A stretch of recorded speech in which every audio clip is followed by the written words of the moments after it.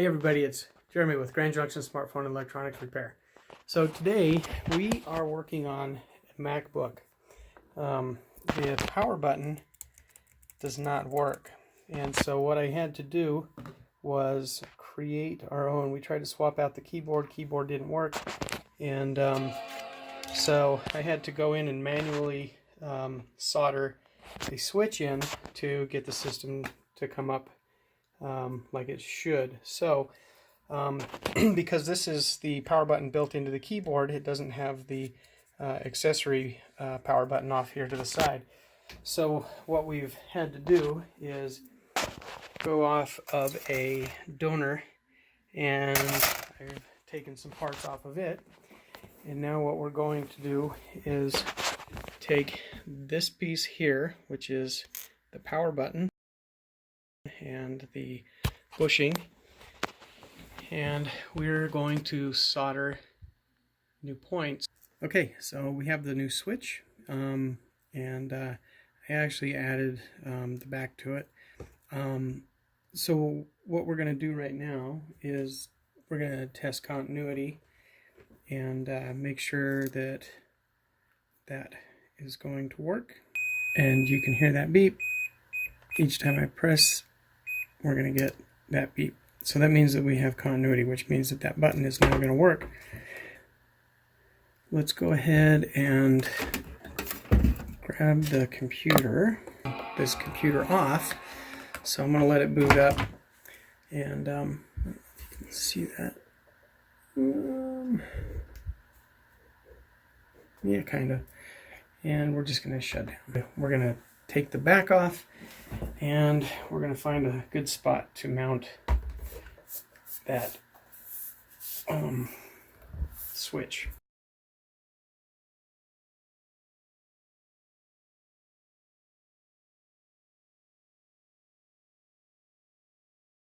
So we're going to lift the panel off. All right. And the power button is going to be right over here somewhere. So I'm thinking that if I can, maybe mount the piece right in this area just to keep it close. But I'm not sure how much room I'm going to have right here. So I'll have to measure that out. I mean, it fits on there pretty snug, so we would have to put a hole somewhere right in here to mount that to, and put the button right up underneath. Okay, now we've got the new power button mounted to the switch, and just testing it to make sure, and you can hear the beeping. That means that it is working the way it's supposed to. Now, what I need to do is I have to build some layers that are going to equate to the thickness of our new switch to make sure that it's going to fit where it's supposed to. And I'm hoping I can fit it right here in this area.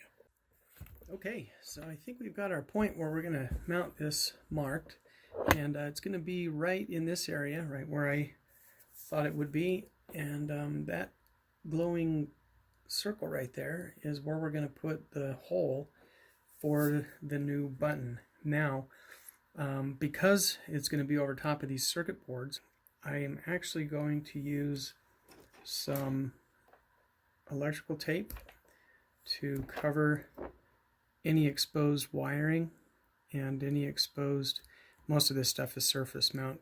It's not really going to be any wiring. Most of the wires are right here, but they're already shielded. So we'll just put that down right there, and we'll cut a little bit more around that little surface mount area just so that we're protected 100%.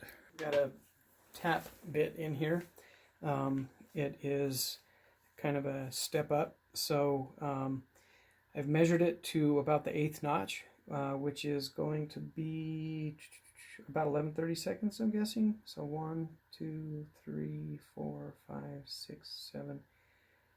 It's going to be between 3/8 and 11/16. So or I'm sorry, 11:30 seconds. So we're just gonna go slow.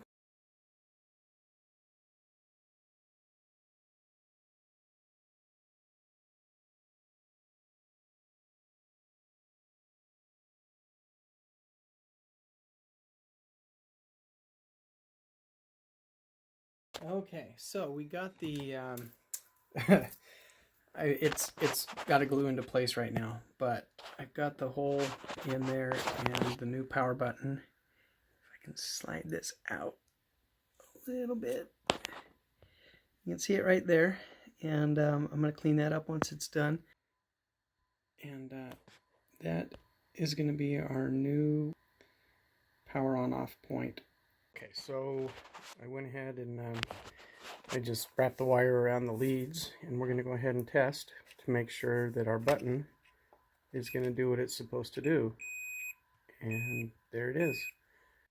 And once we get it all back together, we will test it, and we'll bring it over to the actual computer now.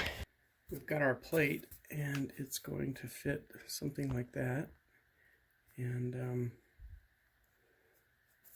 so we'll just make sure we have enough lead here. This should work.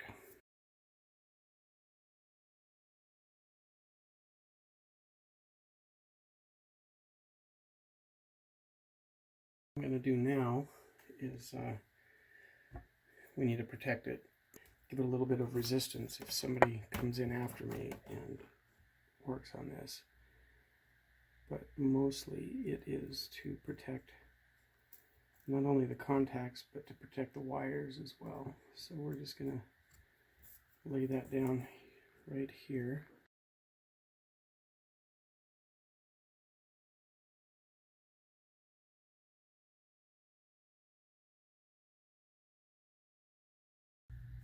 All right, well, we're back together now.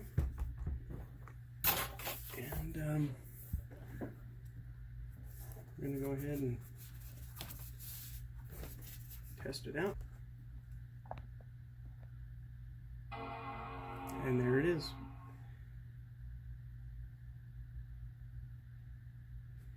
Perfect. So now we have a working power button. It's on the underside, but it works.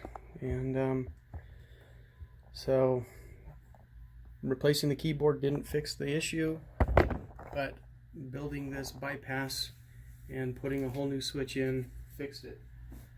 So I mean, this is a $800 to $1,200 computer. Then we didn't want to throw it out.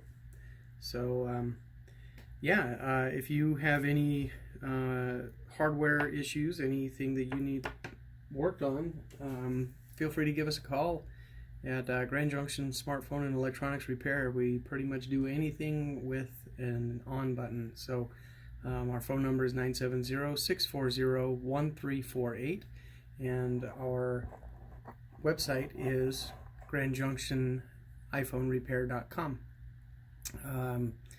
So yeah, thanks for watching, and we'll see you back next time.